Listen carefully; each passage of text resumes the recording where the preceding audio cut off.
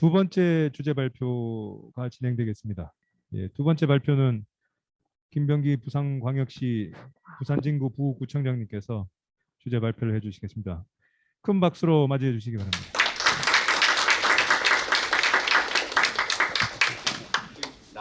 반갑습니다. 부산광역시 부산진구청 부구청장 김병기입니다.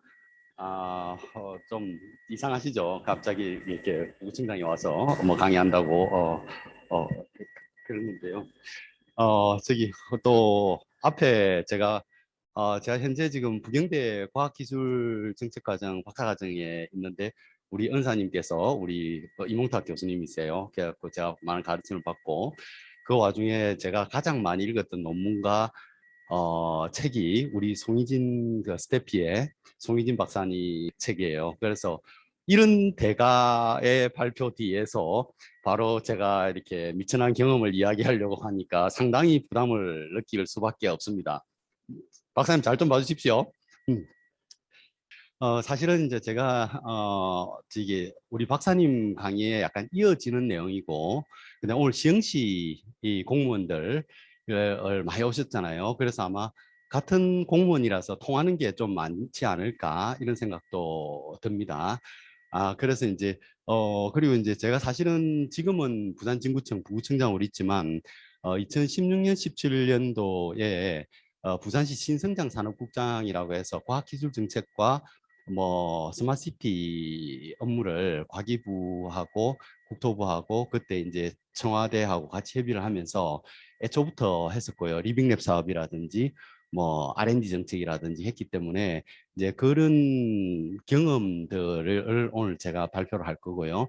그 다음에 그런 경험들을 기초지자체인 부산진구청에서 제가 시험 삼아서 한번 해봤는데 어느 정도 성과가 나온 것 같아서 그러한 경험을 공유를 하고 싶어서 제가 오늘 이 자리에 서게 됐습니다.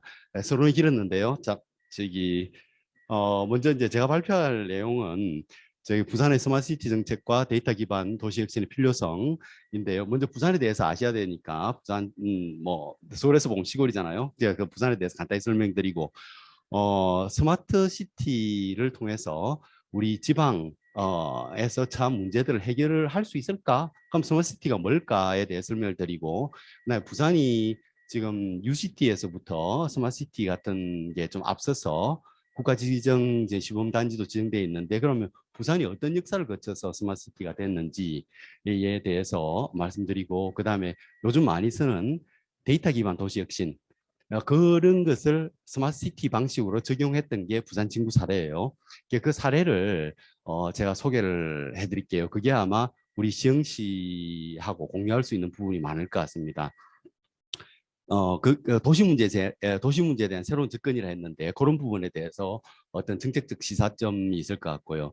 그다음에 이제 생각해 볼 문제는 제가 박사과정에 있다 보니까 약간 이론적인 부분도 있고, 그다음에 우리가 정책을 구상을 할 때 꼭 이런 논점들은 한 번은 되짚어 봐야 되겠다 싶은 것을 했는데 간략하게 이 부분은 설명하고 넘어가도록 하겠습니다. 자, 먼저 이제 처음에 맛배기로 이제 이게 부산 강서구의 국가시범 에코델타 시티 부지예요. 이게 새물머리라고 하는데 이제 물 세 개가 이렇게 만난 데가 새물머리고, 요 중심으로 해서 한 82만 평 정도를 지금 스마트 시티로 하고 주위에 확산을 시키는 한 260만 평이거든요. 그런데 제가 그냥 여기서는 뒤에 설명할 테니까 이렇게 물리적으로 도시를 스마트하게 건설하는 것 자체만이 스마트 시티는 아니라는 말씀을 제가 하고 뒤에 다시 넘어가서 설명드리겠습니다. 부산, 여러분들 부산 다 와 보셨겠지만 자조적인 어떤 농담으로 노인과 바다라는 말을 좀 쓰대요. 그러니까 부산이 그 노인 인구 65세 이상 20% 이상 초고령화 사회를 제일 먼저 돌파했어요. 그리고 부산 진구가 이제 우리가 16개 구가 있는데 부산에 지금 부산 진구가 제일 먼저 또 초고령 사회에 진입을 했거든요. 그런데 학령 인구는 계속 줄고도 있는 거예요.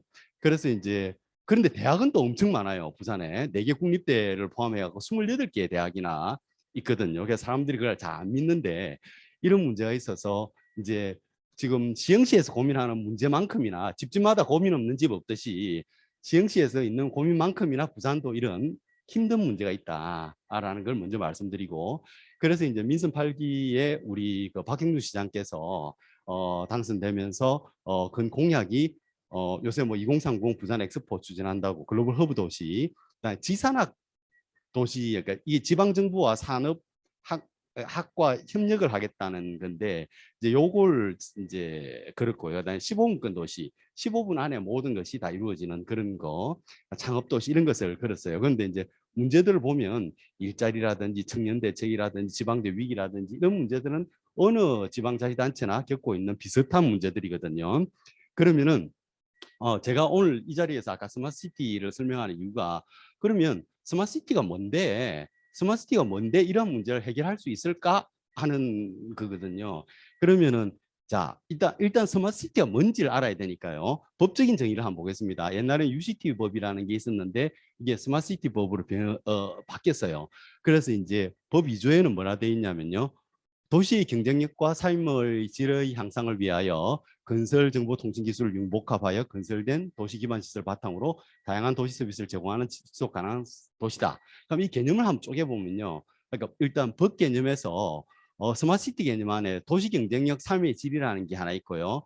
뭐 건설 정보 통신, 이 ICT 기술을 말하겠죠. 융복합된. 그다음에 도시 기반 시설, 인프라라는 게 하나 들어가 있고요. 그다음에 서비스를 제공한다는 게 하나 있고, 그다음에 지속 가능한 도시라는 이런 개념으로 쪼개지거든요. 근데 너무 어려워요. 그래서 이제 이제 제가 2018년, 17년도 신승장 국장할 때, 이건 제가 만든 표인데요. 그러니까 제가 그렇게 쉽게 설명하기 위해서 그랬어요. 그러니까 스마트 시티 개념은 4차 산업혁명과 디지털 전환과 함께 등장한 개념이거든요. 왜 그러냐면, 그리고 뭐 자주 나오는 말이지만 스마트 시티는 4차 산업혁명의 종합 플랫폼이다, 이런 말을 쓰거든요. 그래서 제가 늘 하는 말이 뭐냐면 4차 산업혁명의 기술적인 흐름을 그대로 반영한 도시가 스마트 시티라는 말을 많이 합니다. 쉽게. 그러면 뭐 이런 부분은 너무 많이 들어보셨을 거예요. 그냥 4차 산업혁명, 센서에서 데이터 수집해갖고 IoT, 인터넷 오브 싱스 모든 게 연결돼가지고 하늘에 있는 클라우드 같은 클라우드 서버에 다 저장이 되면 빅데이터를 AI로 분석해서 모바일로 최종 시민들에게 서비스한다. 이게 4차 산업혁명의 기술적인 흐름이잖아요. 근데 스마트 시티에도 그대로 이게 적용이 된다는 거죠. 근데 제가 이제 사람들이 스마트 시티에 대해서 아까 제가 어떤 하드웨어적인 물리적인 도시로도 인식하면 안 된다고 말씀드렸지만,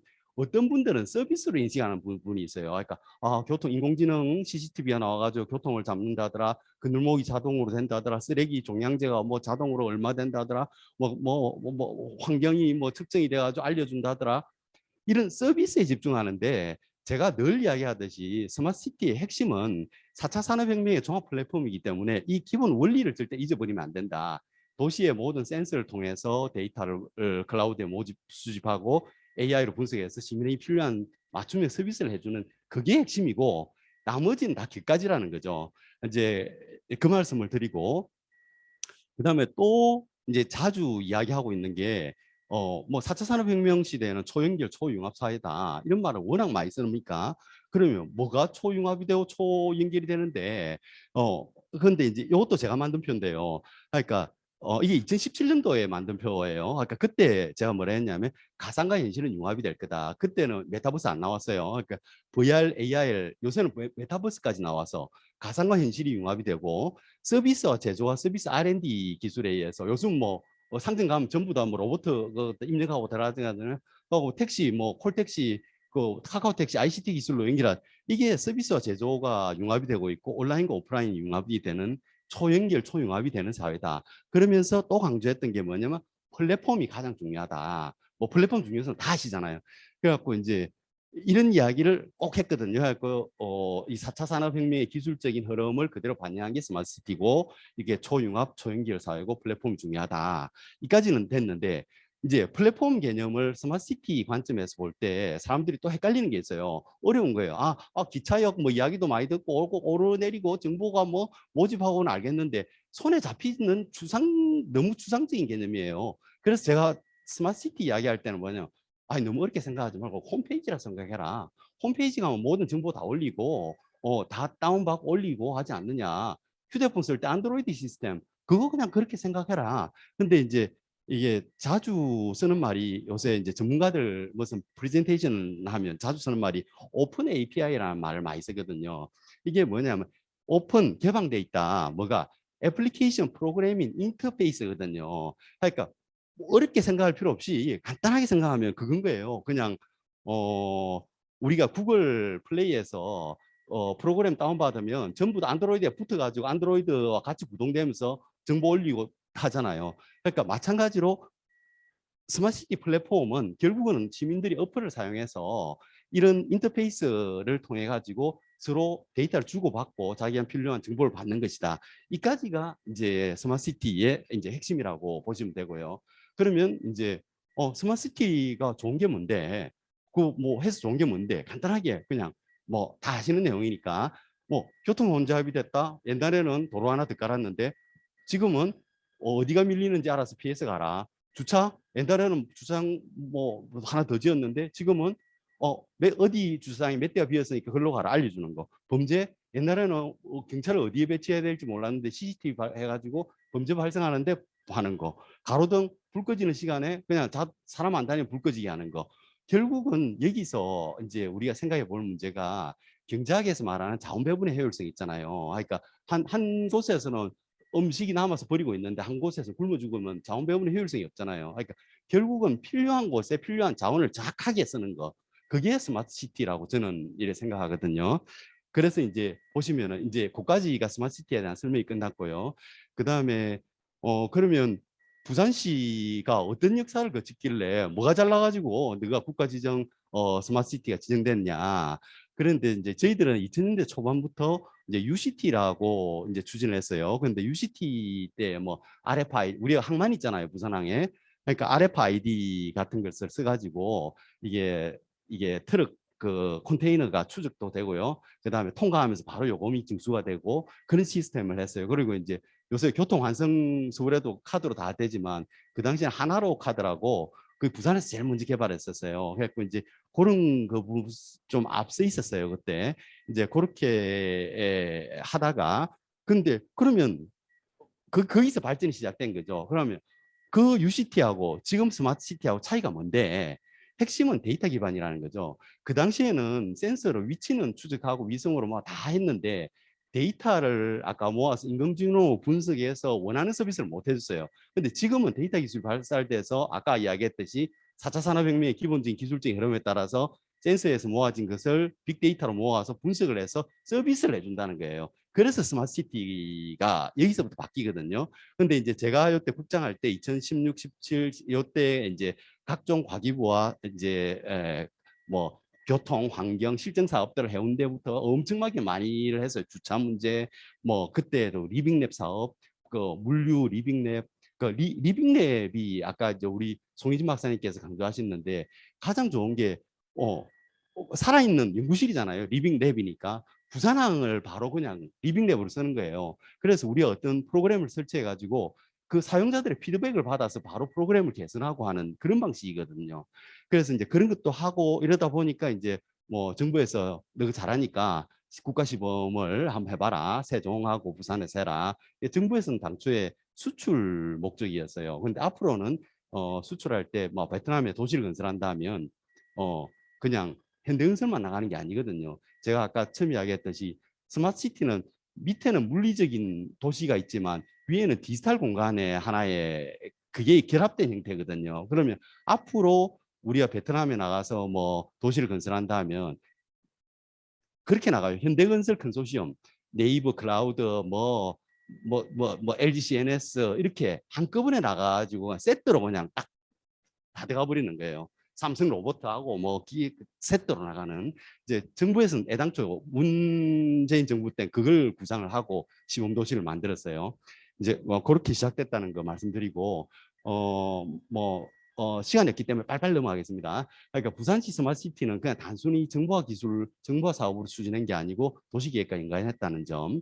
그다음 아까 두 번째 아까 제가 설명드렸듯이 도시 개발 방식은 이 보시면 부지 조성 방식은 똑같아요. 지금 뭐 어느 도시나 뭐 대장동 그것처럼 뭐 땅을 수용해야 되니까 지정해가지고 LH나 뭐 도시공사에서 수용을 하고 기반 시설을 만들겠죠. 그럼 상부 시설은 아파트가 분양되고 뭐 이런 식으로 되겠죠. 그까지는 똑같아요. 똑같은데 이 스마트 시티 방식은 아까 이야기했듯이 LG CNS라든지 뭐 현대건설 이런 컨소시엄이 들어오는 거예요. IT 업체가 들어와서 어떤 서비스를 해주겠다고 해서 우선 협상 대상자 지정되면 아까 이야기했듯이 물리적 공간 위에 그 디지털 공간 하나 더 만드는 작업을 해서 해준다는 그게 이제 스마트 시티인데 그것만이 또 스마트 시티가 아니라는 거죠. 제가 말하는 거는 그렇게 물리적인 공간에 들어서는 에코델타 스마트 시티가 스마트 시티만이 아니고 세종에 있는 스마트 시티만이 스마트 시티가 아니라는 거죠.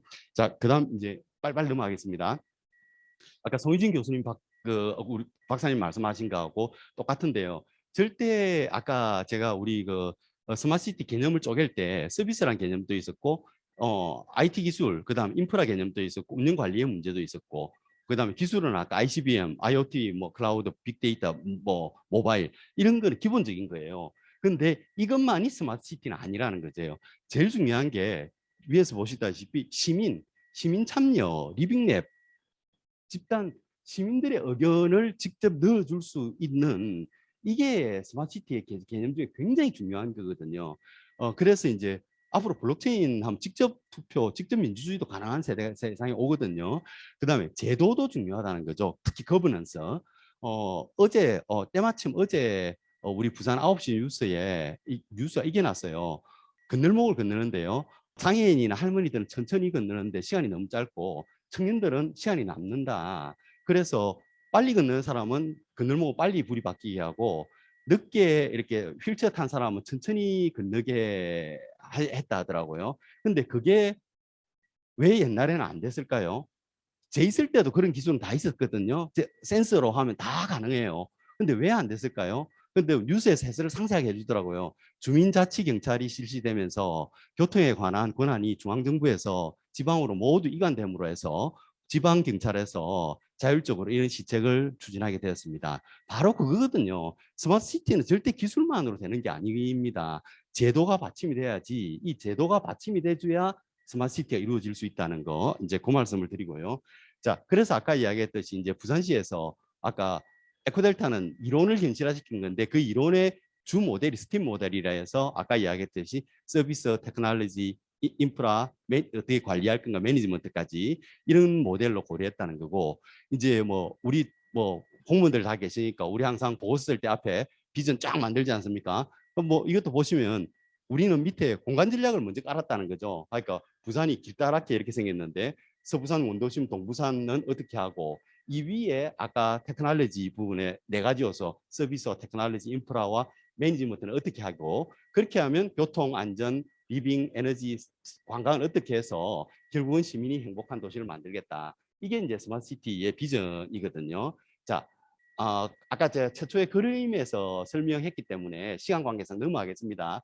결국은 그것만이 스마트 시티가 아니고 그거는 이론을 현실화시켰다는 거예요. 그냥 기존에 이렇게 우리 비스텝에서 만들었던 그 전략이라든지 도시계획이라든지 이걸 현실화시켰던 거고 이제 뭐 중요한 것만 할게요.